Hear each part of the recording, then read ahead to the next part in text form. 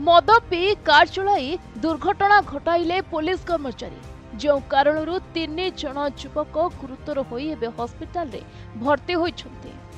एभली घटना घटिछि कटक नराज निकटरे। ओडिशा स्पेशल आर्मी पुलिस रे कार्यरत पुलिस कर्मचारी जयंत सेठी निजर 2 जन सहयोगी मारुति कार रे निशाशक्त अवस्था रे द्रुत गति रे जाउथिबा बेले नराज रास्ता रे 2टी बाइक और गोटे साइकल को धक्का देथिले।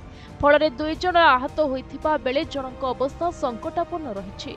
तबे आहत मानक पुलिस उद्धार करी मेडिकल पठाइथिबा बेले दुर्घटना घटाइथिबा पुलिस कर्मचारी और तांको सहयोगी मानक अटक रखा जायछि। तेबे दुर्घटना रे उत्तेजना देखा जाइथिबा बेले दुर्घटना घटाइथिबा गाड़ी भितरु 6 रु ऊर्ध्व मद बोतल बाहरिछि। तेबे वर्तमान गली कंदीरे निशाड़ी को पुलिस अटक रखुथिबा बेले किपरि जणे पुलिस अधिकारी मद पी एभली दुर्घटना घटाइले ताहा तदंत सापेक्ष। कटकरू सिद्धेश्वर रावलଙ୍କ रिपोर्ट प्रतिदिन टीवी।